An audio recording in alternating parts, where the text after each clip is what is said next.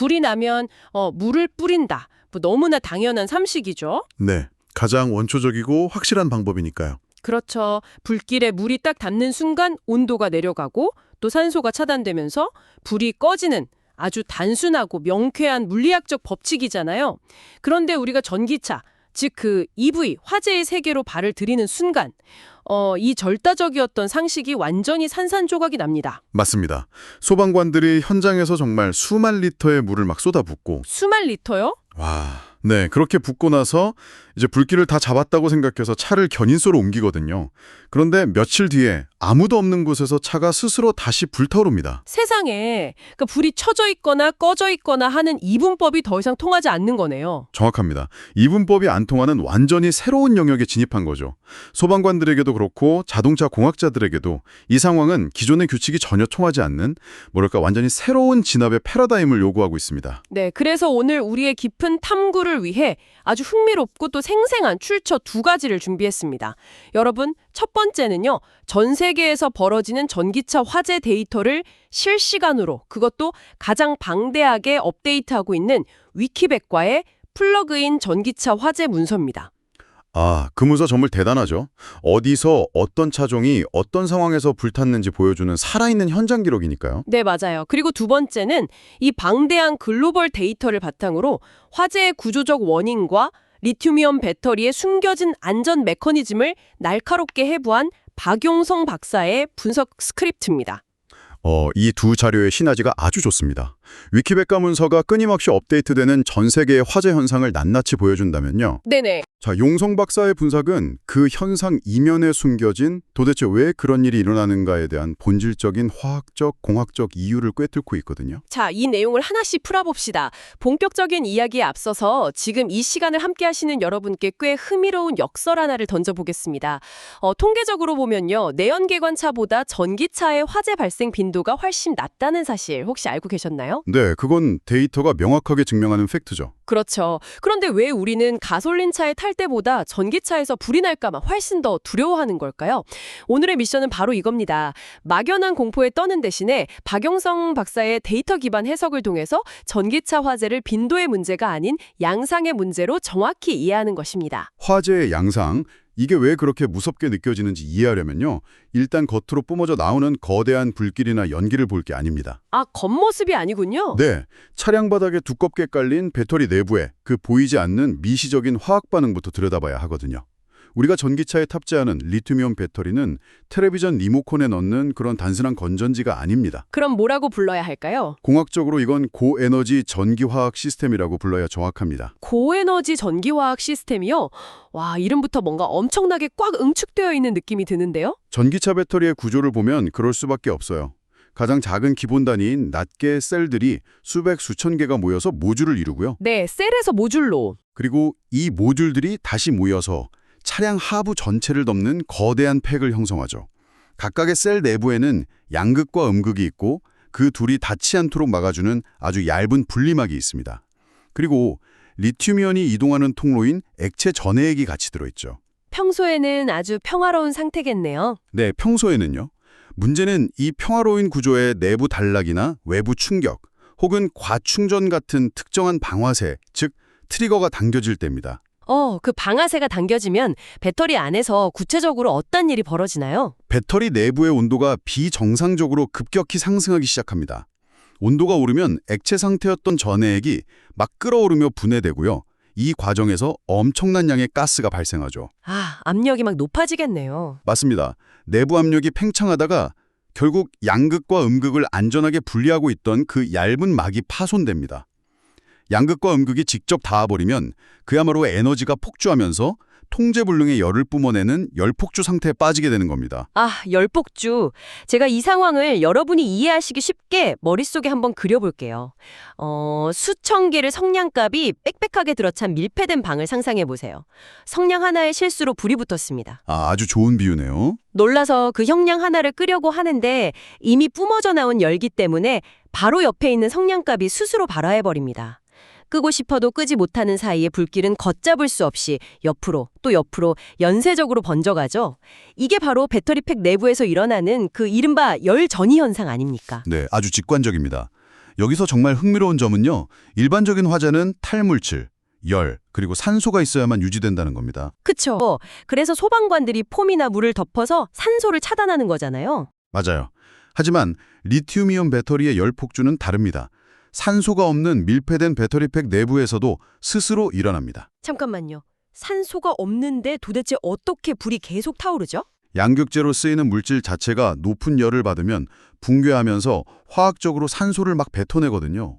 와, 산소를 스스로 만들어낸다고요? 네, 그러니까 배터리 자체가 땔감이자 속량이자 산소 공급기 역할을 동시에 해버리는 겁니다.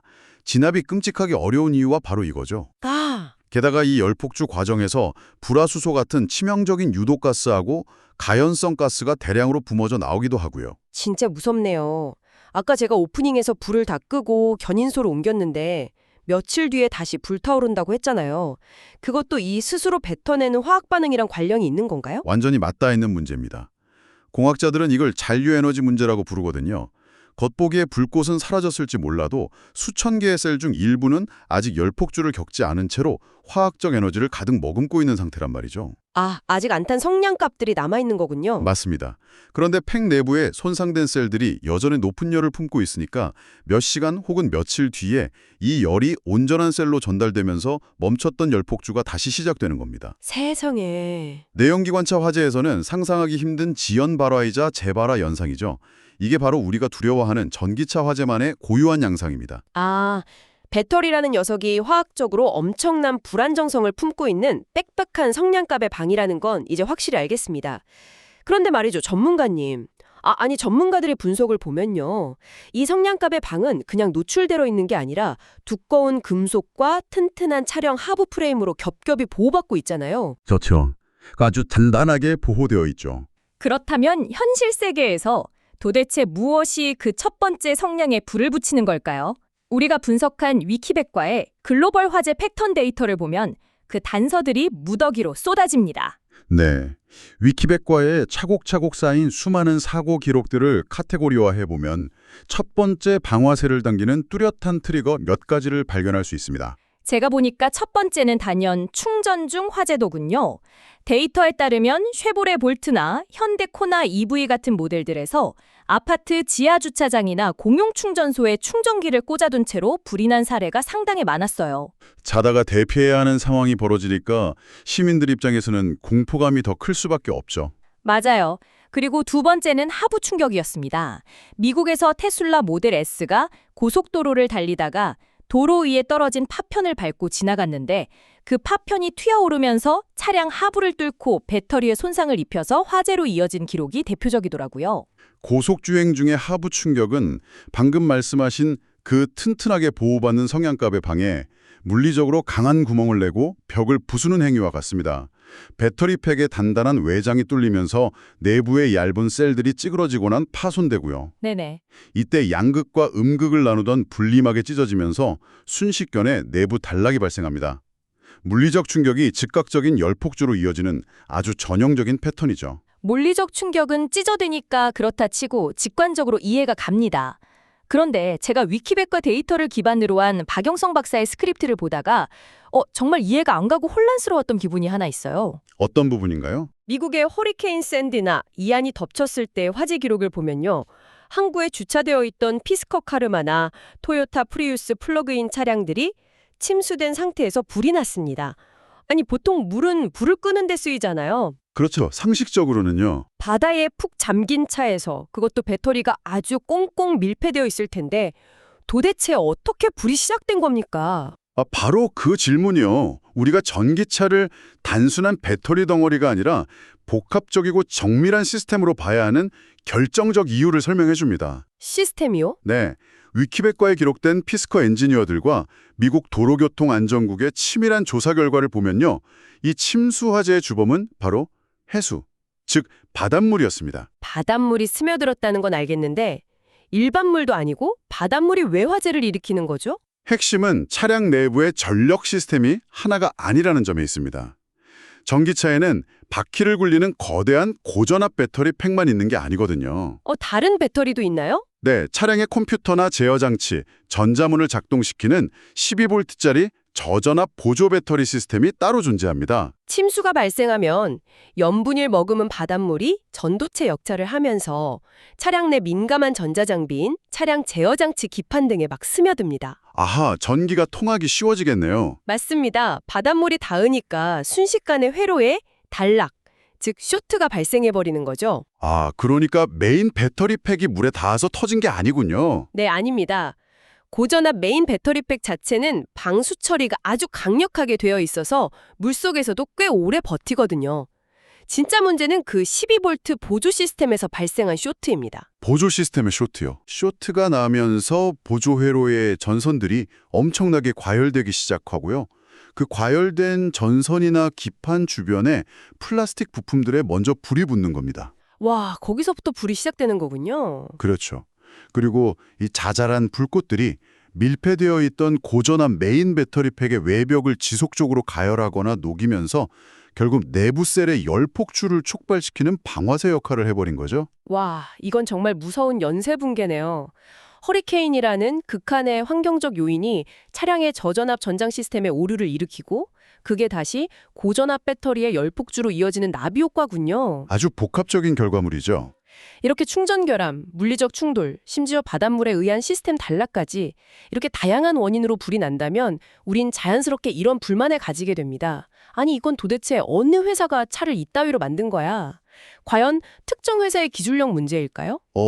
박용성 박사의 분석은 이 지점에서 매우 단호한 입장을 취합니다. 네, 단호하더라고요. 이건 결코 특정 브랜드의 잘못이나 기술력 부족으로만 치부할 수 없다는 거죠. 근본적으로 전 세계 전기차 산업 전체가 직면한 완벽한 크로스 브랜드, 즉 구조적인 이슈입니다. 실제로 위키백과 리스트를 쫙 훑어보면 그냥 글로벌 자동차 브랜드의 전시장 같아요. 테슬라, 현대, 쉐보레, 폭스바겐, 닛산 리프, 포르쉐, BYD, 심지어 최근에 자동차 시장에 뛰어든 샤오미까지 예외가 없더라고요. 데이터는 국적이나 브랜드 로고를 가리지 않습니다. 모두가 같은 고에너지 전기화학 시스템을 다루고 있으니까요. 네, 맞아요. 특히 배터리팩의 구조적 설계 결함이나 제조 과정의 품질 관리 부족이 어떻게 재앙으로 이어지는지 보여주는 끔찍한 사례들이 위키백과에 기록되어 있는데요. 예를 들면 어떤 게 있을까요? 예를 들어 중국의 조타이 M300 EV 택시 화재 사건을 보면요. 배터리셀을 하나로 패키징할 때 내부 절연이 제대로 되지 않은 그 제조상의 품질 관리 실패가 원인이었습니다. 셀에서 전해액이 미세하게 새어나오면서 스스로 연쇄적인 단락을 일으켜 불타버렸죠. 제조 불량이 바로 불로 이어진 거네요. 급등만이 아니죠. 최근 중국에서 발생한 샤오미 SU7 화재나 테슬라 사이버트럭 사고 기록을 보면 정말 등골이 서늘해집니다. 네, 아주 안타까운 사고들이었죠. 고속으로 충돌한 직후에 화재가 발생했는데 불이 나는 것 자체도 무섭지만 더 끔찍한 건 차량의 문이 열리지 않아서 탑승자들이 빠져나오지 못했다는 겁니다. 비극적인 결과를 맞았죠. 밖에서 사람들이 유리를 깨고 구출하려 해도 쉽지 않았고요. 도대체 왜 충돌이 일어나면 문부터 잠겨버리는 건가요? 그 부분이 바로 현재 전기차 공학이 가진 가장 뼈아픈 딜레마이자 맹점입니다. 방금 말씀하신 그 문이 안 열리는 상황이 우연한 고장이 아니라 아이러니하게도 안전 시스템이 작동한 결과일 수 있거든요. 잠깐만요. 안전을 위한 시스템 때문에 문이 안 열린다고요? 네, 전기차는 사고가 나서 큰 충격이 감지되면 탑승자나 구조대원이 800V가 넘는 고전압에 감전되는 것을 막기 위해서 이른바 파이로 퓨즈를 폭발시킵니다. 파이로 퓨즈요? 네, 메인 배터리의 전력을 즉각적으로 차단하도록 설계되어 있는 장치죠. 감전을 막기 위한 아주 훌륭한 페일세이프 기능입니다. 거기까진 참 좋은데 말이죠. 그렇죠.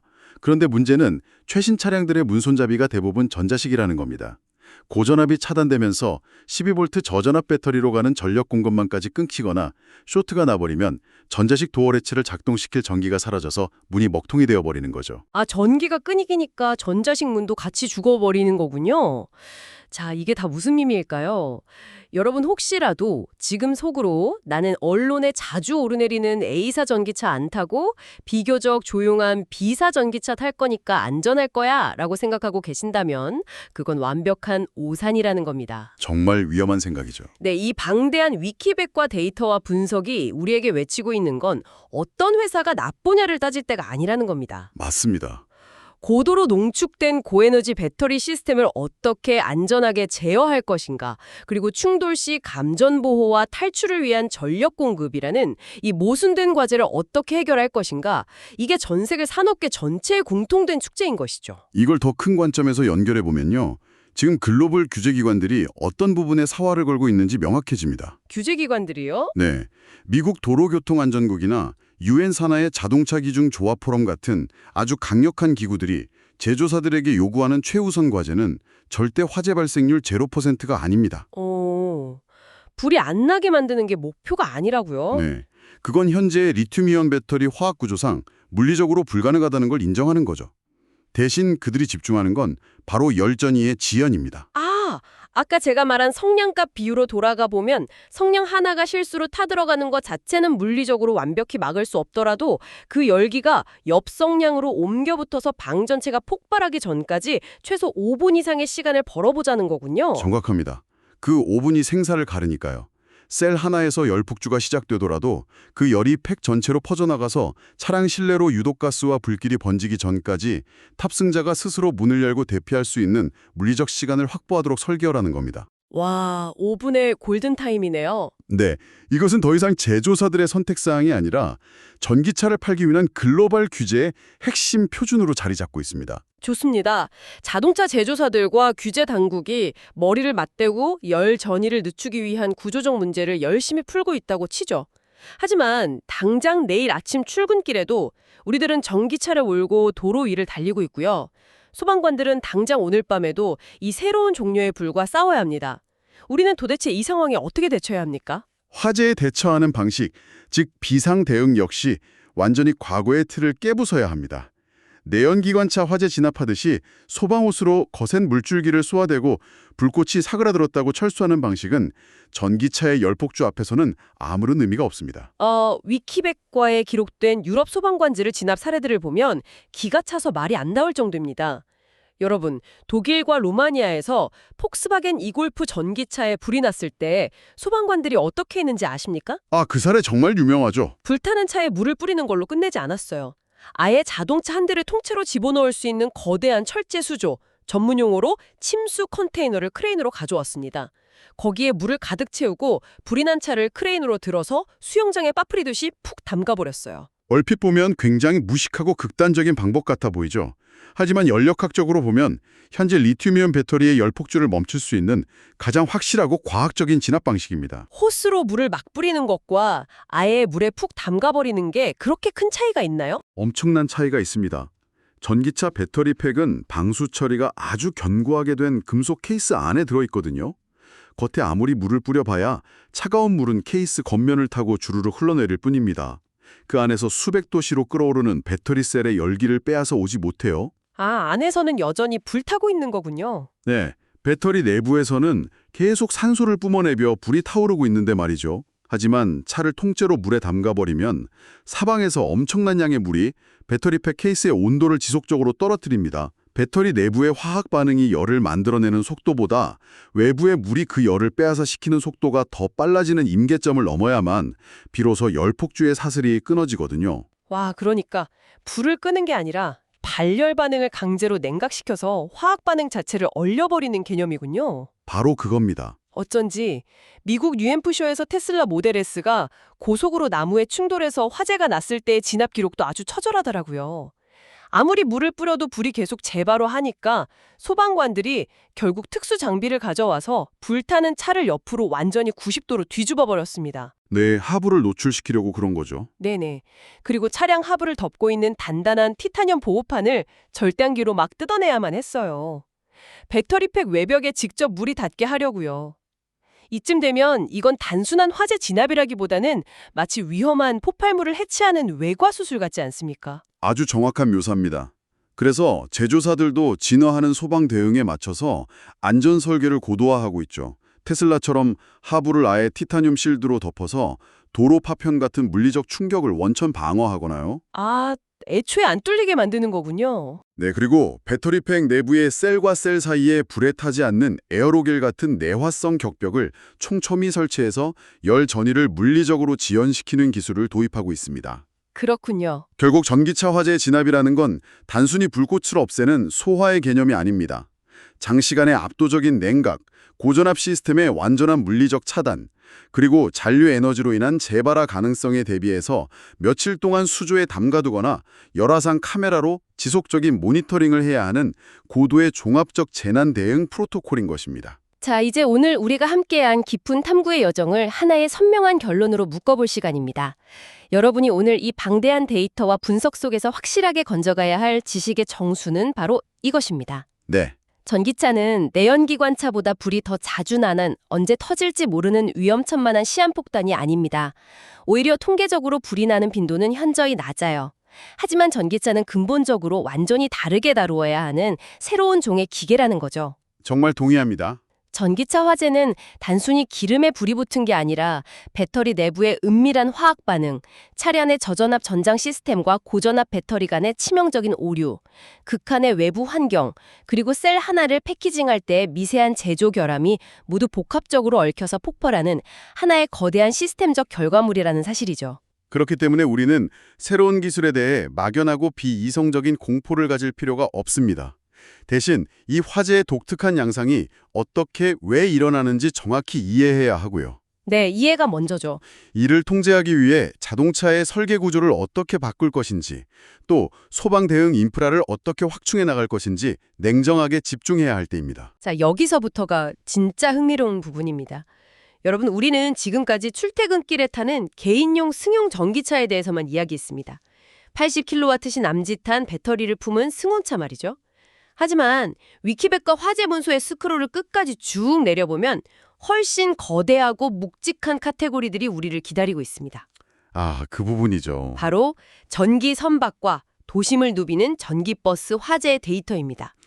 이건 지금까지 우리가 논의했던 방어와 진압의 스케일이 완전히 무의미해지는 차원이 다른 영역의 이야기입니다. 네, 위키백과에 기록된 노르웨이의 전기 페리선 MF 유터 5인용인 사례를 보면 상황의 심각성을 알 수 있어요. 항구에 정박 중이던 페리의 배터리실에서 발생한 작은 화재가 진압된 줄 알았는데 밤사이에 열폭주로 쌓인 가스가 거대한 폭발을 일으켰습니다. 그 가스 폭발이 정말 무섭거든요. 맞아요. 그 충격으로 소방관 12명이 유독가스 노출로 병원에 실려가야 했죠. 또 독일 슈투트가르트나 파리에서는 차고지에서 충전 중이던 전기버스 한 대에서 시작된 불이 옆 버스들로 연쇄적으로 옮겨 붙으면서 버스 수십 대와 차고지 전체가 완전히 잿더미로 변해버리기도 했습니다.